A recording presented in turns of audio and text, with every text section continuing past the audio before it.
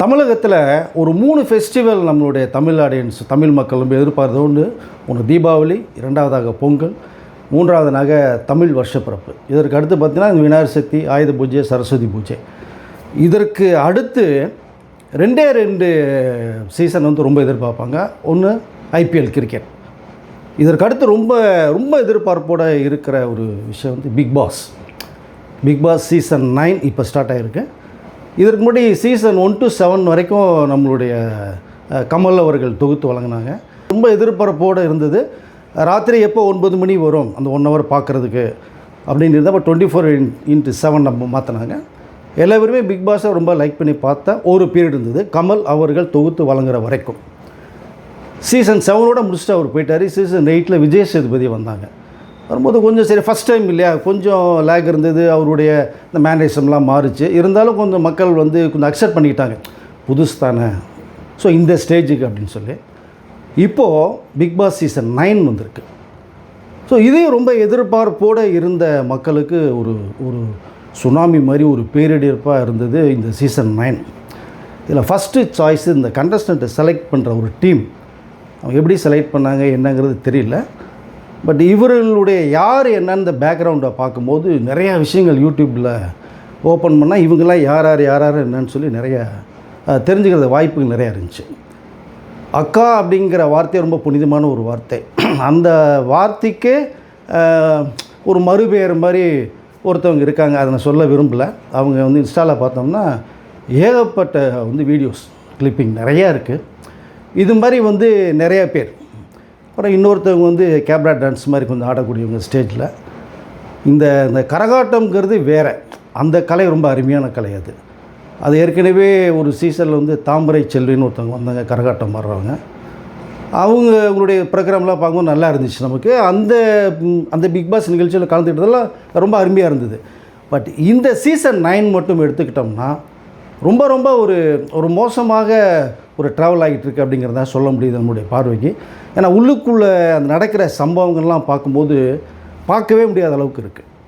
நான் 2-3 வீடியோ பார்க்கும்போது பார்த்தோம்னா அந்த அரோரான்னு ஒருத்தவங்களும் இன்னொரு பையன் பார்த்தா கொஞ்சம் ஜாப்பனீஸ் மாதிரி இருக்கான் அந்த பையன், அவனும் சேர்ந்துக்கிட்டு பண்ணுற லூட்டிகள் தாங்கவே முடியல.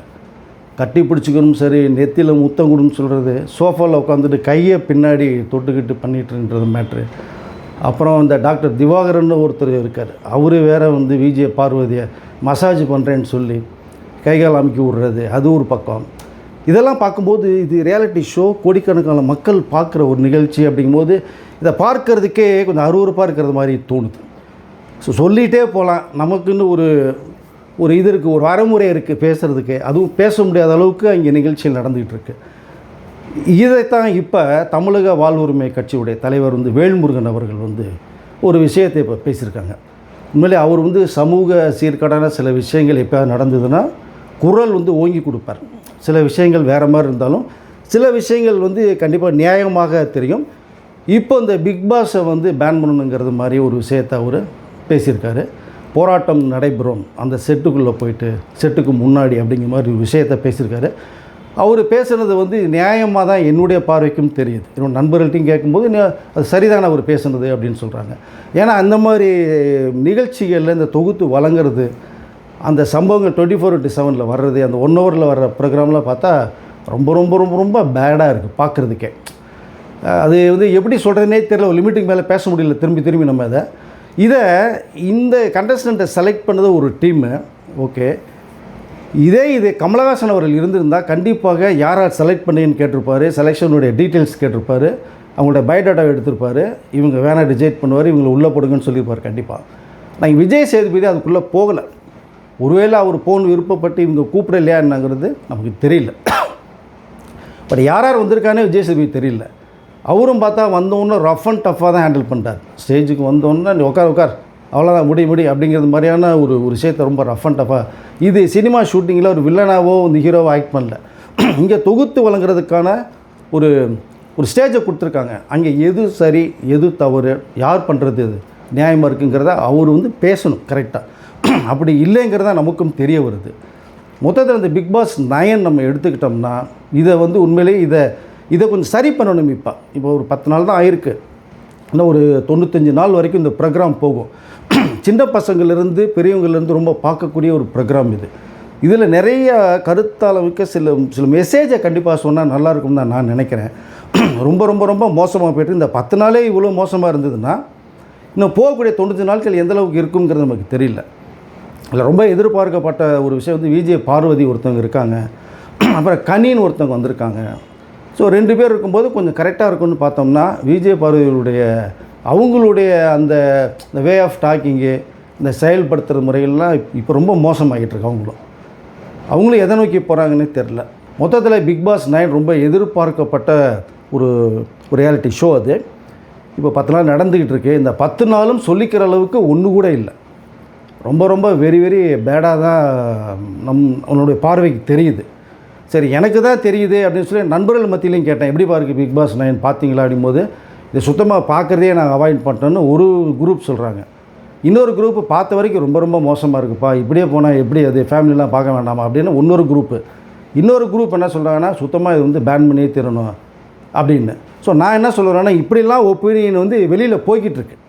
என்னுடைய பார்வைக்கு வந்தது, நான் கேட்டதை இப்போ நம்ம நேயர்களுக்கு சொல்ல விரும்புகிறேன். நான் இதை ரெண்டாவதாக வந்து இப்போ ஒன்று கெட்டு போகல. இன்னொரு 10 நாள் தான் ஓடி இருக்குது, இன்னொரு 90 நாள் இருக்குது. திரும்ப சொல்கிறதா தான் ஒயில்டு கார்டுன்னு சொல்லி ஒரு என்ட்ரி கொடுப்பாங்க. இப்போ திரும்பி அதில் கிட்டத்தட்ட ஒரு 7-8 பேரை நல்லா செலக்ட் பண்ணுங்கள், டேலண்டான பர்சனை வந்து செலக்ட் பண்ணி இப்போ இருக்கிற இந்த குரூப்பை அடித்து வெளில விரட்டுங்க. அவங்கள தூக்கி உள்ளே போடுங்க, ஒரு 10 பேரை உள்ளே போடுங்க. கேம்ஸ் நல்லா கொடுங்க, ரொம்ப ரஃப் அண்ட் டஃப்பாக கொடுங்க. கேம் ஒரு இன்ட்ரெஸ்ட்டாக இருக்கணும், பார்க்கும்போதே விளையாடக்கூடாது கூட இந்த கேமில் விளையாடணும்னு சொல்லி அவங்க டிவி பார்க்கும்போது ஆர்வத்தை தூண்டணும். அப்படி தான் கமல் இருந்த வரைக்குமே நமக்கு தோணுச்சு. 8வது சீசன் பரவாயில்ல, 9 ரொம்ப மோசம். ஸோ இப்போ வேறு ஒரு கண்டஸ்டண்ட்டை நீங்கள் உள்ளே கொண்டு போய் விட்டு இந்த தேவையில்லாமல் இன்ஸ்டாகிராமுடைய அது இன்ஃப்ளூயன்ஸ்ன்னு சொல்லிட்டு உள்ளே இருக்காங்க. அவங்களுடைய ப்ரைவேட்டு இதெல்லாம் நீங்கள் ஓப்பன் பண்ணி பார்த்தீங்கன்னா ரொம்ப ரொம்ப மோசம். பெய்டு பேரை வச்சுருக்காங்க, அதுக்குள்ளே போனீங்கன்னா இன்னும் ரொம்ப மோசம். ஸோ அதனால் கலாச்சார சீர்கேட்டுக்கு வழிவகுக்குமா அப்படின்னா கண்டிப்பாக அதுக்கு ஒரு வழியாக தான் இந்த பிக் பாஸ் 9 இருக்குங்கிறது தான் எல்லாருக்குமே தெரியுது. ஸோ அதனால் இன்னும் மேற்கொண்டு சில அரசியல் கட்சி தலைவர் வேல்முருகன் இப்போ ஃபஸ்ட்டு வாய்ஸ் கொடுத்துருக்காரு. அடுத்தடுத்து போனோம்னா இன்னும் சில தலைவர்கள்லாம் வாய்ஸ் கொடுத்து டோட்டலாக வந்து பிக் பாஸ் செட்டு முன்னாடி ஒரு 1000-2000 பேர் திரண்டு வந்து அந்த வீடு பங்களா அட்டையிலால் கட்டப்பட்டது, செட்டு போடப்பட்டிருக்கு. பின்னாடி பூரா இந்த கம்புகளாக இருக்கும். நீங்கள் உள்ளே பார்க்கும்போது தான் பிக் பாஸ் செட்டு அழகாக இருக்குது பார்க்குறதுக்கு. அப்படியே பின்னாடி போனீங்கன்னா ஃபுல்லாக அந்த மரக்கம்புகள்லாம் ஜாயின் பண்ணி வச்சு தான் ஒரு செட்டு போடப்பட்டிருக்கு. செட்டு சும்மா தேவையில்லாம் வேறு தட்டி விட்டாங்கன்னு கப்புன்னு விழுந்து போயிடும் வேறு அதை. அதனால் மக்கள் போராட்டம் அப்படிங்கிறது கலாச்சார சீர்கேடுங்கிற அளவுக்கு ஒரு விஷயத்தை கொண்டு போயிடாமல் தயவுசெய்து பிக் பாஸ் 9 சீசனில் இருக்கக்கூடியவர்கள், நிகழ்ச்சியை நடத்தக்கூடியவர்கள், அதன் உரிமையாளர்கள் வந்து தயவுசெய்து கொஞ்சம் யோசிங்க. ஏன்னா வெளியில் இந்த மாதிரி தான் நிறைய விஷயங்கள் பேசப்பட்டுக்கிட்டு இருக்கு. இப்போ நம்ம ஒரு கடிதம் ஒன்று எழுதுனோம்னா எல்லாம் முடிச்சுட்டு நன்றி இப்படிக்குன்னு ஒரு பேரை போட்டு முடிப்போம் இல்லையா? அது கீழே பார்த்தீங்கன்னா பின் குறிப்புன்னு ஒன்று வந்து விட்டு போனதை சிலது சேர்ப்பாங்க. இப்போ அந்த பிக் பாஸ் சீசன் 9 விட்டு போனதை இந்த பின் குறிப்பு அப்படின்னு சொல்லி நான் ஒரு சொல்லலாம்னு நினைக்கிறேன். இதை இவ்வளோ நிகழ்ச்சிகள் வந்து நடந்துகிட்ருக்கிறது, சோசியல் மீடியாவில் பேசிகிட்டு இருக்கிற விஷயங்கள் கண்டிப்பாக எல்லாருக்கும் தெரியும்னு சொன்னேன். விஜய் சேதுபதி அவர்களுக்கும் தெரியும், அவரும் பார்த்துட்டு தான் இருப்பார். இல்லை விஜய் சேதுபதி பேரும் இதில் அடிபட்டு இருக்குங்கிறத அவருக்கு தெரியுமா என்னன்னு தெரியல. கமலஹாசன் இருந்த வரைக்கும் இந்தளவுக்கு பெரிய அளவு கெட்ட பேரில் அவர் கமல் அவர்களுக்கு வந்து வரலை. ஏன்னா அந்த ஒரு எபிசோடை ஃபுல்லாக பார்த்துட்டு தான் அந்த சரி ஞாயிறில் வந்து அவர் வந்து பேசுவார். ஒரு சிங்கம் ஸ்டேஜுக்கு வந்து எப்படி இருக்குமோ அப்படி கமல் இருந்தார். விஜய் சேதுபதியை பொறுத்தவரை ஒரு பூனை மாதிரி தான் இருக்கார். பட் ஆனால் என்ன சொல்ல வரான்னா, கண்டிப்பாக நீங்கள் அந்த ஒரு வாரம் இந்த ப்ரோக்ராமை பாருங்கள், என்ன நடக்குதுன்னு பாருங்கள். சனிக்கிழமை ஞாயிற்றுக்கிழமை நீங்கள் பேசும்போது எல்லாத்தையும் வார்னிங் கொடுங்க. இல்லைன்னா நீங்கள் டக்குன்னு எவிக்ஷன் கூட தூக்கி நீங்களே வெளில இருங்க. அப்போ தான் உங்களுக்கு இருக்கிற ஒரு இமேஜ் இருக்குது, விஜய் சேதுபதிக்குன்னு ஒரு இமேஜ் இருக்குது. நம்ம சில கோடிகள் தர்றாங்க அப்படிங்கிறனால பணம் நமக்கு வந்தால் போதுன்னு சொல்லிட்டு நீங்கள் ப்ரோக்ராம் நீங்கள் பண்ணிட்டு பண்ணுறது வந்து இந்த பிக் பாஸில் வந்து உங்களுக்கு பேர் டேமேஜ் தான் ஆகிட்டு இருக்கிறது தெரியும் தான் நான் நினைக்கிறேன். பட் அதனால் தயவுசெய்து விஜய் சேதுபதி அவர்கள் வந்து நல்லா யோசிங்க. வர சனி ஞாயிறு ப்ரோக்ராமில் தெளிவான ஒரு முடிவு எடுங்க. இல்லையா உங்கள் பேர் ரிப்பேர் ஆகிட்டுருக்குன்னா அதுக்கு உள்ள முடிவை நீங்கள் ஒன்று எடுங்க. நான் அவ்வளோதான் சுருக்கமாக சொல்ல முடியும்.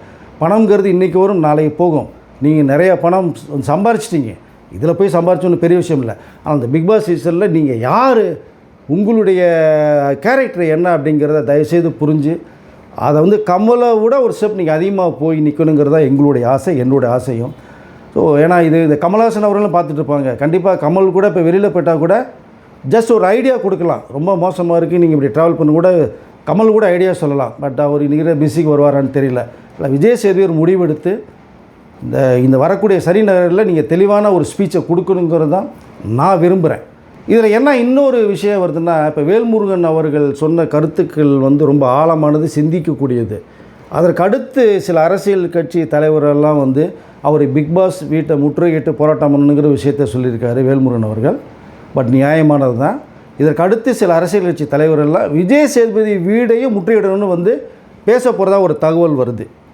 அப்படின்னு பார்த்தீங்கன்னா தேவையில்லாத குழப்பங்கள் உங்களுக்கு ரொம்ப அதிகமாக தான் வரும். நீங்கள் இன்ஸ்டாவில் போய் பார்த்தீங்கன்னா இவர்கள் பேசுவது நியாயமாக தவறாங்கிறது உங்களுக்கு கண்டிப்பாக தெரியும். கண்டஸ்டண்ட்டுங்கிறது வந்து மரியாதைக்குரியவர்கள், அதில் மாற்று கருத்தே கிடையாது. திறமையானவர்கள் நிறைய பேர் வெளில இருக்காங்க, எவ்வளோ திறமையாளர்கள் இருக்காங்க, நீங்கள் பார்த்தீங்கன்னா தெரியும். ஸோ அதனால் உங்களுடைய வீடையும் முற்றுகையிட அளவுக்கு நீங்கள் தயவுசெய்து வர வாரங்களில் சிந்தித்து செயல்படுங்க, பேசுங்க. கண்டிப்பாக ஒரு முடிவு பண்ணுவீங்கன்னு நான் நினைக்கிறேன். நான் இதை